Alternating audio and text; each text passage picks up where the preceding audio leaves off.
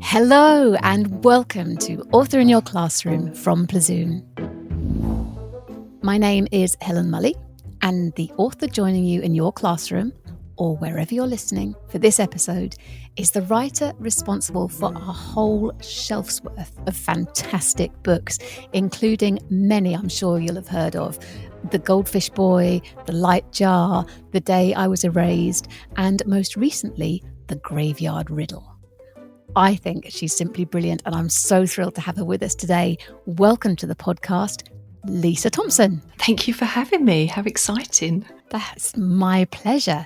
Now, Lisa, every time I speak to a new guest on the podcast, one of the things I like to find out is just how your life path took you from being a kid in the classroom, writing stories for the teacher, just like our listeners do, to being someone with your name on the cover of an actual published book that we can buy in a shop or borrow from the library. So how did that happen for you? Well, it was a really long journey. So I distinctly remember being 10 years old, and my teacher at the time asked us all to write a poem, and we all wrote a poem and we handed it at the end of the day. And then the next day we all went into the classroom, and my poem, and only mine, had been put on the wall. And teachers didn't really do displays back then. They didn't really put our work on the walls. And I was just so partly embarrassed, but inside absolutely thrilled. And the teacher passed the poem on to my mum, and my mum has kept it for 37 years. So that shows you how old I am. But I distinctly remember being 10 years old thinking, I really quite enjoyed doing that. Maybe one day I could write books and be an author. And it was around when I was 10 that I started to read more and really enjoy books and realise that books are really powerful things. And to be honest, I didn't really do anything about it for many, many years. I kept thinking about it, and it was one of those things I thought, one day I will be an author. One day I'll write a book, and I'll do it next week. Maybe I'll start next month. And I put it off until I was in my late 30s. And I decided, yes, now I'm going to do it. For some reason, I just thought it's now. I can't keep putting it off all this time. So, but definitely the idea came about when I was 10 years old. I kind of want to know if you can remember any lines from the poem now. I have the poem. My mum kept the poem for all these years, and it was about Fay Doodle, who had a gigantic poodle. And I think I was so proud of the fact that I could rhyme poodle and doodle together. And then it got quite bleak. The poodle died and had a grave that was 10 foot wide. Oh. So yes, I can remember it really, really well. But I think it was the first time that I got really absorbed in writing. And just like when you're reading, I think when things are going well when you're writing, and I'm sure many of your listeners will have experienced this, you can just kind of forget where you are, and you're so wrapped up in your characters and the setting that things disappear around you, which obviously happens. We all experience that when we're reading, but that's when I first realised it can happen when you're writing as well. Okay, so you were in your late 30s and you decided right now is the time to do this author thing that I've been thinking about since I was 10 years old. So how long was it, do you think, at that point before you had an idea that you knew was big enough and right enough to make a complete story out of? Yeah, that's a really good question, because I think that is one of the reasons I put it off for so long, because I thought you had to have the whole book in your head and ready to go before you actually sat down to write. I didn't really realise that sometimes some people do work like that, but most of the time you're working out the story as you go. And so I started out with short stories. I love short stories. I love reading short stories. And I just thought, I can't possibly write a long novel. I'm going to start with little short stories. And one of those short stories was about a boy called Matthew, who was too frightened to leave his bedroom, and he watched the world from the window. And I just felt that Matthew's voice was quite easy to write. I'm not sure why. It just seemed to click. And then when I thought of trying a longer book, I, in my mind, thought, don't think of the whole book, just think of each chapter as a short story. And before you know it, you will have a whole book. And I think that was the turning point, really, not being overwhelmed with finishing the story or getting to the end It did take a long while, I think, because I didn't know the ending and I wasn't sure where I was going and I hadn't really planned it. It did take a long time, but just thinking of the next line and the next chapter helped me to not feel too overwhelmed, I think. Matthew's story obviously is what ended up as The Goldfish Boy, which was your first published novel and was incredibly well received, and people absolutely loved it, and anyone who's read it will know why. But were you surprised by that? Were you surprised by how popular it was, and how did it make you feel? Yes, I really was. And I think that's another thing with writing a book. I think if you haven't a publishing deal before you start, and you almost have to forget about that. And I really did with The Goldfish Boy. I just thought, I'm going to write this book for me, and just to think at the end of the day, if nothing happened with it, I've written the book and I've made this, overcome this challenge. So when it kind of took off and it was chosen for Waterstone's Book of the Month and things like that, it was incredibly overwhelming. And also, to be honest, the thing that really surprised me was that the book has been used so much in classrooms. I hadn't even thought about that. I hadn't really thought that my book could be used and visiting schools and seeing children's work and displays on the walls. It's that, I think, was the biggest shock to me, and it felt wonderful. I was going to say a nice shock, I hope. Really nice shock, really nice shock. No, I didn't expect that to happen. No. And also, I think you kind of forget people are going to read the book one day and people are going to ask you about the characters, because to be honest, for so long it was just me and the characters, and then you're sharing them with other people, and that's a really wonderful feeling as well, hearing people's opinions and views on the story. Did you find yourself having to fill in backstories that you hadn't really thought about because you didn't think you'd ever have to? Yes, very much so.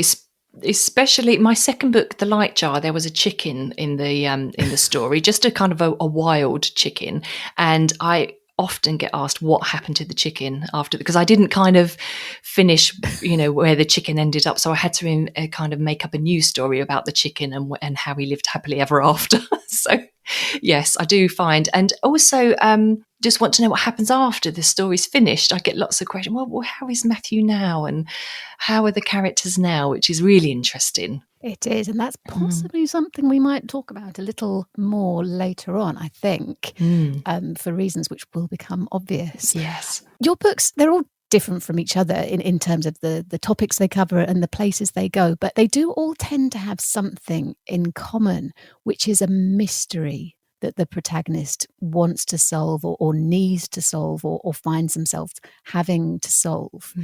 Are you a fan of mystery books? Is that the kind of book that you like to read? It is. I'm a big fan of books more with twists and turns and things. I love the feeling when somebody can't guess what's going to happen next, or you take them in a different direction. I love that when I'm reading a book, and that's one of the things I loved. And TV programs that do that, and films, I love that kind of area. Yeah. And the mystery element came about kind of by accident, really. With my first book, with The Goldfish Boy, I had a character who didn't like to leave his bedroom, and the story around his fear of germs and OCD. And then I realised actually nothing's happening. So something needs to happen to make these pages turn. So the mystery element kind of came about by accident. And I didn't really set out to be a mystery writer. And it's something that I've kind of learnt as I've gone along, really. And now I've sort of established how to do red herrings, so kind of taking the reader in the direction they think, oh yes, I know who's done it, and then you swerve into a different area and I didn't see that coming. So it's definitely been a bit of an education for me, but now I can't imagine writing anything else, really. I love to keep the reader guessing for as long as possible. Absolutely. And that is so satisfying as a reader, I think. I always think I know it's a good book if I'm sitting there quietly reading on the sofa, and every so often I actually yelp or make some other explanation, because I've been taken so much by surprise. The book I'm reading at the moment is doing that to me, and brilliant. My partner is on the other sofa as I occasionally make these strange noises because the book has surprised me or shocked me or annoyed me. That's wonderful. I think that's the thing about books. You want them to hopefully give you an emotion of some sort, something in a good way. So whether it's laughter or made someone cry, or they just didn't see something happening in their grips, and I think that's what best thing is about books personally. I think that's what I want to feel something when I read in a book. So that's what I try to do for my readers, really. Yes, absolutely. And I think you completely succeed with that. Oh, thank you. I would really like it if you could read a little bit from your latest book, The Graveyard Riddle, for us. And then perhaps we can talk a bit more about that. So if that's okay, I'm going to pause recording for a moment or two while you find your place. And then we'll be right back to see if you can make me yelp.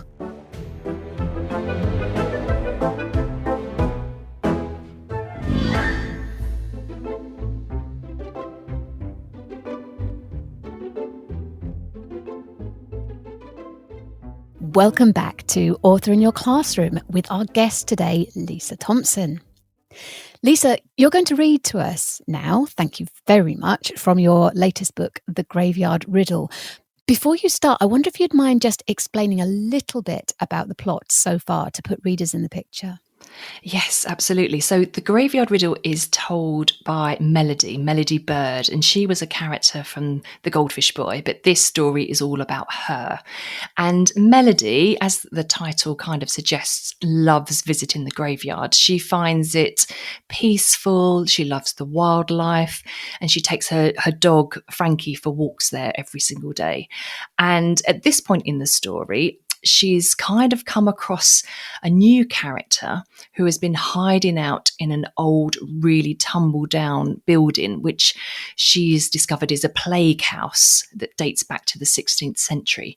And she's been hearing a few creaks and sounds as she's been going there. But finally, somebody has walked out from behind the door and he's standing there right in front of her. And he's kind of said to her, well, actually, I'm here on an important mission. I am a spy, and his name is Hal. My first thought was that I didn't think spies wore red knitted cardigans. Spies wore inconspicuous clothes like dark suits or long grey Macintosh coats, clothes that would help them to blend into the background. This boy was wearing trousers that were far too short for him and a cardigan that could be seen from about 3 miles away. He stood a little taller in front of me. A spy, I said. Hal nodded. Frankie, my dog, sat back down, realising that we weren't leaving after all. I wound his lead a couple of times around my hand.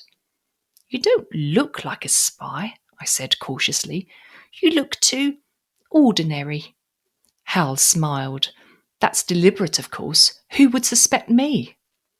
You don't look old enough to be a spy either, I said. How old are you? 15? 16 at the most? I'm old enough, he said. And anyway, who says spies have to be adults? We have to look like the people that you would least expect. I still wasn't convinced. That doesn't sound right, I said. Let me put it this way, he said. There is a lot of highly confidential work happening around all of us, Melody Bird. Even I don't know all about it. But what I do know is that sometimes not knowing is in our best interest. Do you understand? I thought for a moment.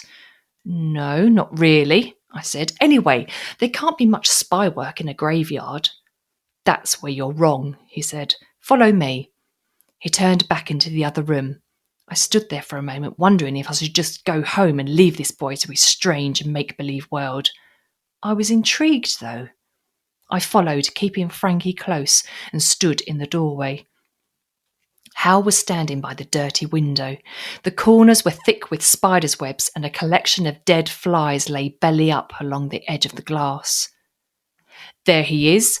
Hal checked a digital watch on his wrist. Right on time. He glanced at me. You can come and see if you like, but keep out of sight. He is highly dangerous. I walked closer.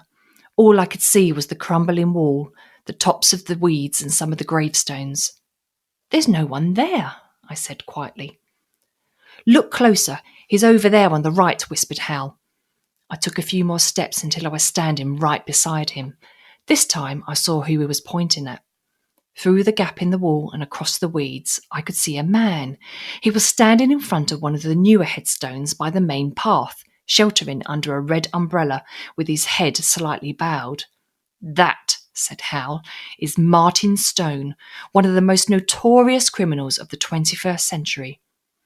The man looked to be around 60 years old or so, and he was wearing dark trousers and a light beige jacket. He took a white handkerchief out of his pocket, shook it open with one hand, then blew his nose. He didn't look like a notorious criminal to me. "Are you sure?" I said. "He looks, well, ordinary." Hal snorted. "Ha, yes, he probably does. He likes to pretend that he's just a regular guy, but we've been tracking him for months." I wondered who he meant by we. Oh, and there's the mystery. I love how that extract throws us right into the middle of it, just like Melody's thrown in. And I also love the way that Hal is so completely matter of fact in the way that he talks about some really quite bizarre things. And somehow that makes them all the more intriguing.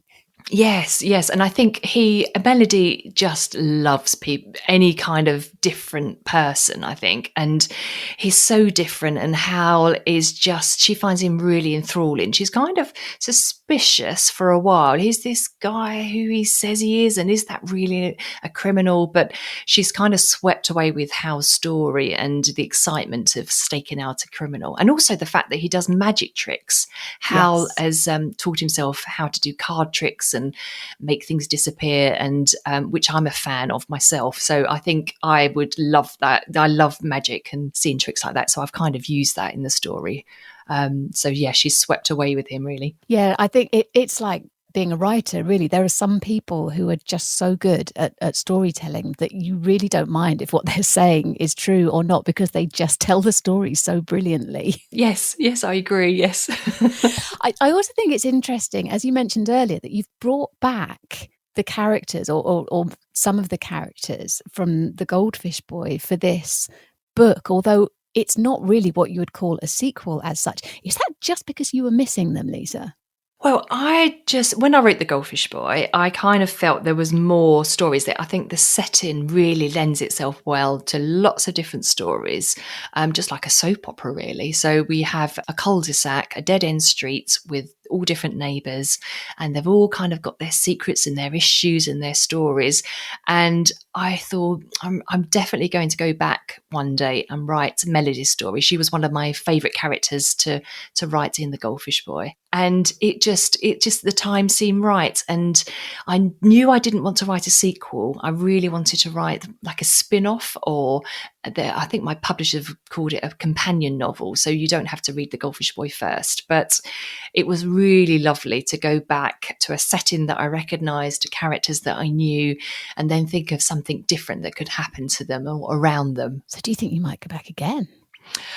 I think so. I haven't. I haven't spoken to my editor about this yet, but I really think there's one more character, definitely in the close, that has a story to tell, and that would be Jake. I think Jake's definitely a really interesting character. So he's a friend of Melody's and Matthew, who is kind of seen as a bit of a bully. He can be quite nasty, and he's had his own issues, and I think he would, I'd love to write a story from his perspective. So yeah, watch this space, maybe one day. Well, I think all the listeners to the podcast will definitely support you in that mission. Fantastic. I think that's an excellent plan. I always wonder, and this might sound like a really obvious thing to ask, but it seems especially possible when you think about the kinds of stories that you write. I just wonder if authors are the kind of people who wander around the world all the time, looking around them and seeing stories in all the people around them. So do you find yourself in the supermarket, looking at the old lady choosing her vegetables and wondering whether she's actually a supervillain? Or is that just my fond imagination? There is a lot of that, and I think we're a bit like magpies in that there's little jewels around us of stories, or even just a sentence someone says, or a phrase. And I've used many of those little tiny nuggets. So it doesn't have to be a whole story or a whole plot line. It can just be something that enhances a story. So, for example, in The Light Jar, my main character has a book that I invented called Freaky Things to Freak You Out. And I've made up lots of the things in there that are supposedly true. And one of those came from my children, who told me, if you mouth the word colourful, it looks like you're saying, I love you. So the listeners might want to try that on somebody next to them, or try it in a mirror. And I just thought that was so clever. And when I realised it actually is true and it does work, I thought, I'm going to steal that and put that in a book. So I'm kind of doing things like that very often. I'm always, anything that's kind of, even if it's a little bit of history, I drop that into a book, or something that's quite quirky and different. I definitely try and stack those up in a notebook, and then see if I can slot them into a book somewhere. I love that. And that's the kind of thing we can all do, I guess, isn't it? Just collect these little ideas or thoughts or pictures or snippets of things that people say, and just put them in our pockets. Exactly. Where later they might come out, and we can fit them all together in a slightly different shape and make a story out of them. That just sounds like such fun. It is. You could almost create like a mood board, and you don't have to have any words. Like you say, it can be pictures, or you can jot a few things down. Memories are wonderful. Any memories that you've had. I use lots of memories from my childhood in my books. There's characters that are based on people I knew, and just the memories of how the weather felt on a hot day, when the pavement feels really hot when you're walking to school, and things like that. So I think there's lots of things that we might not think we have lots of stories around us, but there definitely are. And I've done workshops in classes where we've tried to think of a memory, and when you kind of recall a story and tell it out loud, you embellish it, don't you? I think there's something in us that we're all kind of storytellers, and we all like to make a story a bit more interesting for somebody we're telling, or we might make it a bit funnier than it actually happens. And I think we all have that natural ability to do that. So yes, have a go. Absolutely. I think that sounds like a brilliant thing to do. I can't believe it, but the time is running away from us a little bit, and there's more that I want to talk to you about, Lisa. But before I do just need to remind the teachers and the parents listening that we produce a free resources pack to go with every episode of Author in Your Classroom, so that children and young people can take the advice that they hear from our guests, and they can put it into action as they write their own stories and create their own masterpieces. You can download all the packs, including the one that goes with this episode, at plazoom.com, and the details are in the episode notes. So, Lisa, if that's okay with you, I'm just going to pause again for a moment. Yep. While I gather my thoughts, and then we will come back, and I've got a couple more tricky questions to throw at you. Fantastic.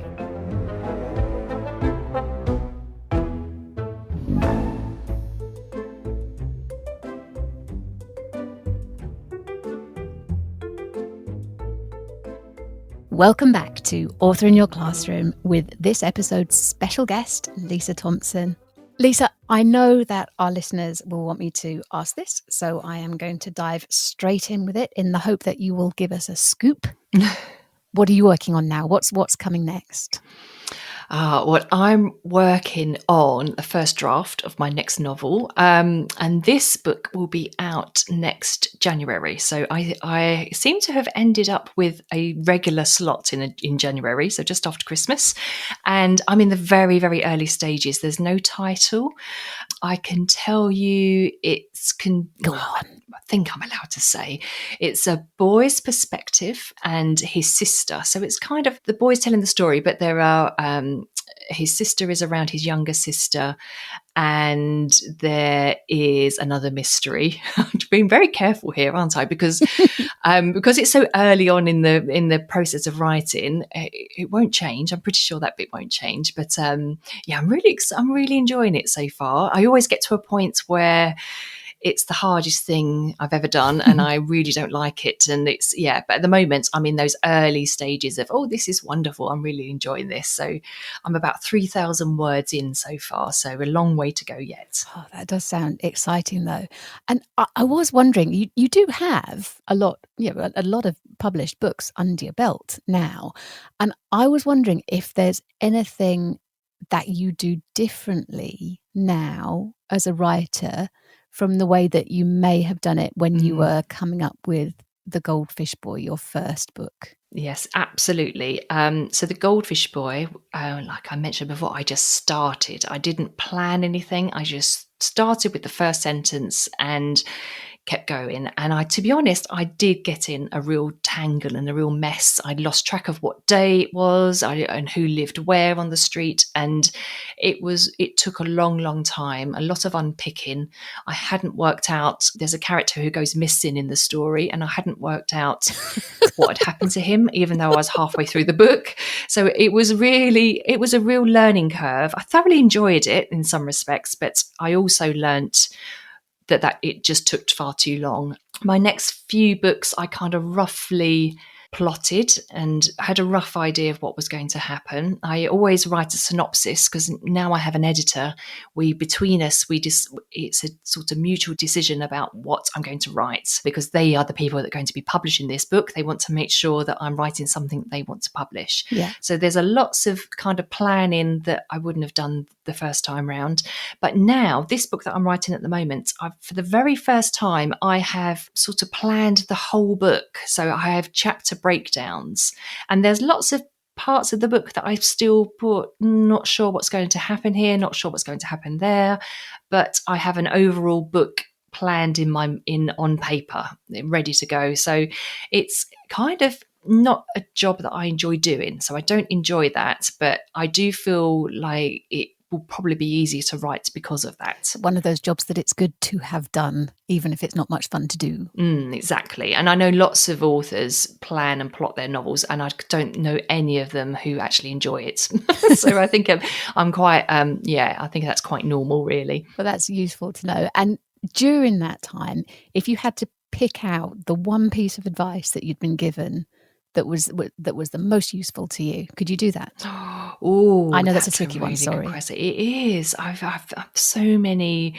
Almost, I have too many recommendations of how. My biggest recommendation is to start, I think. And I think that's lots of us, this is definitely something I did. I used to think about it, think, oh yes, I'll do that one day. Or I'd even have an idea, but not sit down and actually start writing.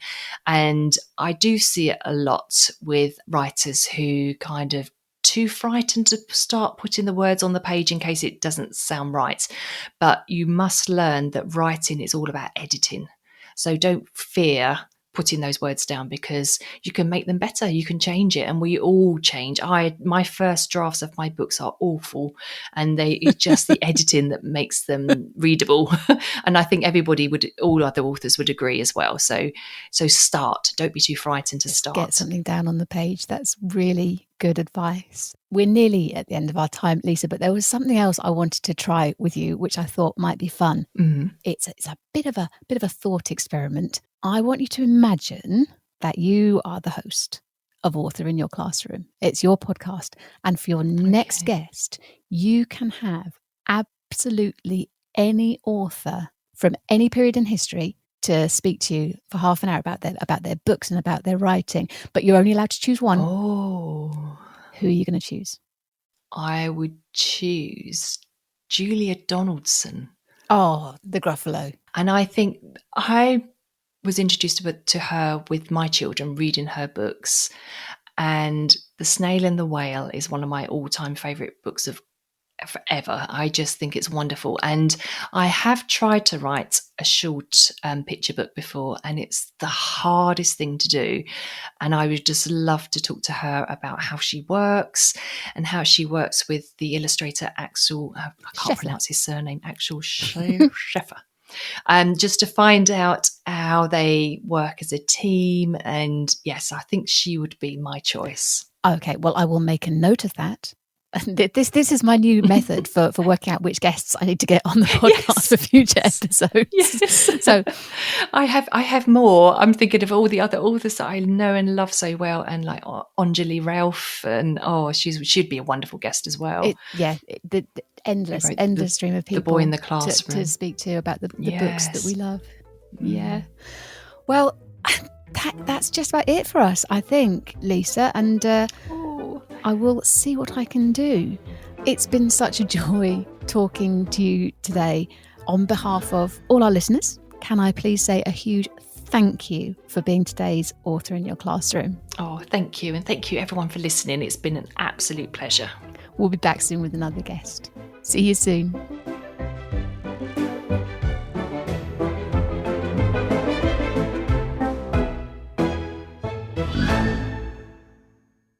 Author in Your Classroom is brought to you by Plzoom, where we are passionate about making great literacy lessons easy with inspiring, ready-to-go resources created by teachers to cover the whole of the primary curriculum.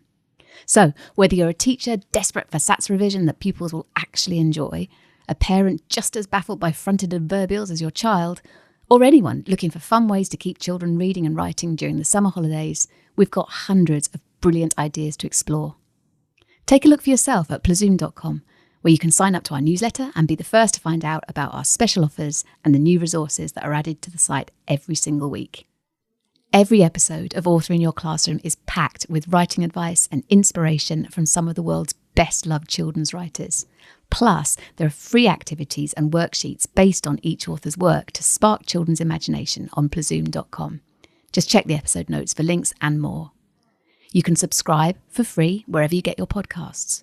We want to reach as many pupils in as many classrooms as possible, so please do give us a rating or a review, but above all, tell your colleagues about us and help spread the word. We know that a love of reading opens doors, not just to success at school and beyond, but to a lifetime of excitement, adventure and discovery. Let us help you make it happen with Author in Your Classroom and Plzoom.